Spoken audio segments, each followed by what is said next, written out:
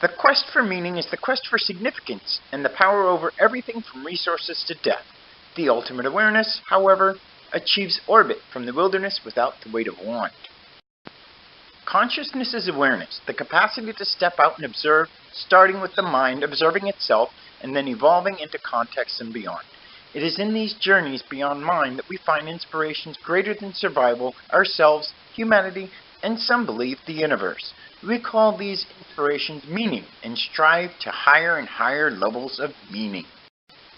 The quest for self-actualization seeks meaning in its control over everything. Most people have 3 transformation lives between birth and death. I've lived at least 4 myself. My first life was the typical one of humble submission to my community as a child. That community provided my first ideas of faith, power, prosperity, and the nature of reality itself. I was inspired into science, only to find myself in conflict with the world that holds science in greatest esteem, but puts it dead last in its priorities. Science made me practically minded, but opportunity forced the issue, so I adapted into my second life by reinventing myself. Very near to scratch. Hormones are remarkably powerful motivators, but not individually wise. Hormones compel you to stop being rational or eating and start reproducing. Nature figures it will win with numbers. Quite often, this is true because nature also cruelly shreds those. No, I'm not talking about tribal war, digging up convenient mass graves as your samples, then comparing those with better computed statistics. A handful of convenient cases are typically the exception, not the rule. Tribal wars were typically traditions that did not end in bloodshed, but could evolve that way out of desperation or greed. I'm talking about nature shredding the numbers in child mortality. Most die in childhood from ordinary diseases and limited resources. Plagues stand out because they kill everyone until immunity develops and then they shift their effect on the young. Civilization generalizes details, creating a completely separate set of opportunities that bottles up natural effects. They aren't gone. They just make bigger explosions when they go off. While nature compelled my youthful hormones, civilization enabled by providing for its excessive kinetic energy. Of course, it expected something for its investment. I can't complain because we ate, we went to school, we were given opportunities to bootstrap ourselves into being functional members of society. Religion often plays a very important role in this transitional period. Religion provides generic functional paths and common viewpoints that enable and encourage social structuring even through the rough spots. For me, it was meditation and Zen, with the scientific pursuit of understanding that comes with a healthy dose of Buddhism. Other religions, like Judaism, also have non-faith-based approaches for the overthinkers. After a failed start, graduate school gave me a solid direction and footing in academia, where my overthinking nerdiness thrived. I quickly found myself in a top dog position, fitting my compulsion to understand how it all works. Anyone skyrocketing to success should also have a pretty good idea of the risks of using yourself as propellant. You can rise high, fast, and burn really bright, but then you hit the ceiling. At 27, I was a dean. I was running the place while some of my classmates were still fighting to get a degree. What could I do next? Retire? I rose up enough to see the world, and like Icarus, I didn't just touch the sky, I tried to punch my way through it, and it punched back. I knew it would, and that I needed to fail by the force of my own efforts to grow. I steered straight into it at the dismay of my family and friends. You aren't truly submersed in the wild until you've been reduced to hunter-gatherer. You now hunt and are hunted. Shelter is what you find wherever you are to hide from predators, weather, or to rest. You own what you carry and you carry light.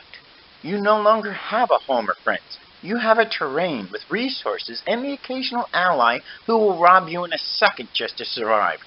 And from there, you begin the attempt to form a community, so it isn't just everyone out for themselves. Falling into the wilderness is an esoteric experience. Your familiar world is right there. You can see it. They don't really see you. You can even touch pieces of it here or there. And now they mean something completely different. What you threw away as trash last week in that world is a profound treasure the next week in the wilderness. This ghost-like reality is your new community. With community comes a shared kinetic energy that makes everyone's efforts worth just a little bit more in concert than they are alone. With community comes a greater demand on the natural resources, like the need for more space to accommodate community activity.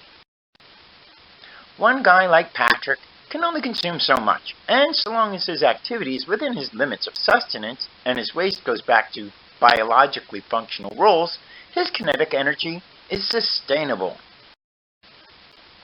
Eugene gets a big idea. He acts on it and increases his effect in the universe exponentially. Not only that, he takes biologically useful things out of ecological processes like his body and waste. He is not just consuming exponentially anymore. He is now robbing nature of its vital feedback. Put into context of a village, the effect increases exponentially again. Community is the kinetic gravity holding everything together, but it does nothing. Everything happens relative to it. With community comes rank, hoarding, and more ideas greater than a person alone just trying to survive. You are no longer entirely subject to the control of nature. Community gives you a sense of entitlement to control over the resources. Now you aspire to things like titles and position within the community. With those titles come control over physical resources, power over the stability of resources, and the power over others. It is easy to live in this world unto death, and many do. There are two ways out of the wilderness, death and a crack in the fabric of reality.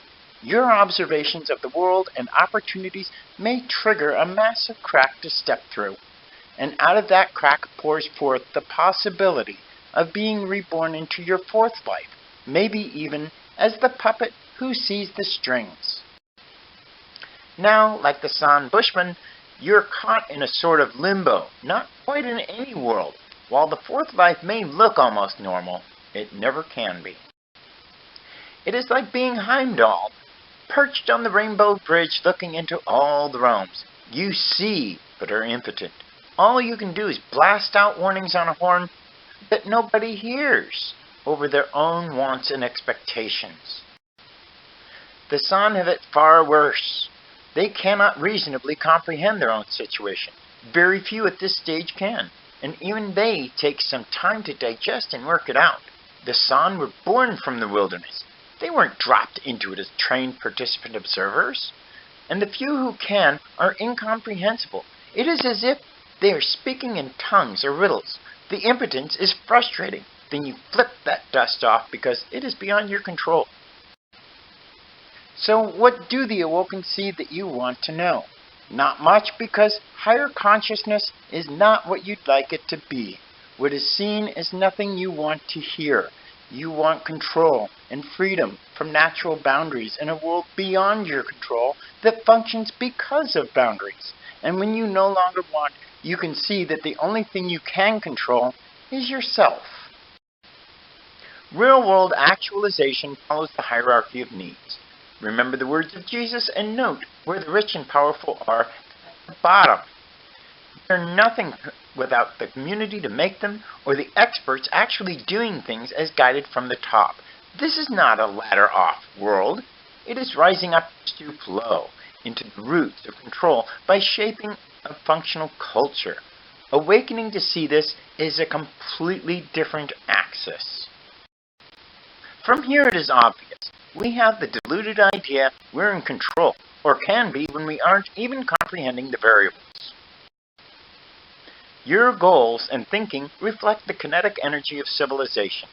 The kinetic energy increases the effect of population by its technology and activity exponentially.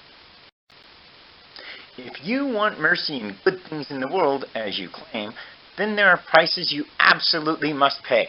Nobody appreciates what they don't experience, work, and understand. You cannot embrace nature from the comfort of a city where people are petrified of innocent and harmless animals because they have no experience with them. They can't. There's not enough room for so many humans and nature. And there's a host of reasons you don't want to hear. Or can't conceive, like the prosperity level of economics, where money is created from nothing but pays for real things. This artificial prosperity is very different from a prosperity of real substance, and feeding it back into the system creates a false sense of available resources. The false sense of resources suggests we can have as many kids as we want. It is true that if you took away all the technology and comforts of civilization, including society, the world could support more people. But you want those things too. You can't have both. You can't have it all. More children works only when nature kills most of them off. Species who are not vulnerable have smaller families. We must be responsible. Irresponsibility is mass murder. It's not politics or religion. It's math and ecology. Give one child everything or sell that opportunity to someone else. The single greatest tragedy in human history was the Black Death. It cleared all the ranks, wiping out entire populations. Those who survived inherited everything. There wasn't enough workforce, so industrialization and the Renaissance kicked in. All your freedoms and technologies are because of this one event. If you don't control yourself, nature is guaranteed to step in and step on your arrogance. Humanity is guaranteed to be crushed by the one thing it ultimately can't foresee or compensate for in some other way. I survived my crash and burn. There's a good chance part of humanity will survive by evolving. Or all of it if you choose the path of evolution now. But that means making the hard calls and rising up above your hormones and other urges to control the one thing in the universe you actually can. Yourself. Every position in the hierarchy is a position of responsibility. You cannot be responsible for someone on another rung. You can only be responsible for you. The people seized control from kings when the population imploded. More is not always the better choice. More typically leads away from humility and the good life to manufacturing problems. Keep it simple and responsible. Awareness is a transient thing born from the death of want and being part of it all. When you understand what it is, then it is too late to run away. You don't catch or pursue it. It catches and consumes you. It is not contagious. It can't be taught. It is not something you can hand over to someone else, nor would you wish it on someone else. There are no shortcuts anywhere on the ladder of self-actualization. You get exactly what you put in, and when you're gone, it goes with you. This happiness in a humble community of mutual love is worth wanting. It is real, and while there may be some pain, high-minded overthinking is not. Thank you. Please like and subscribe.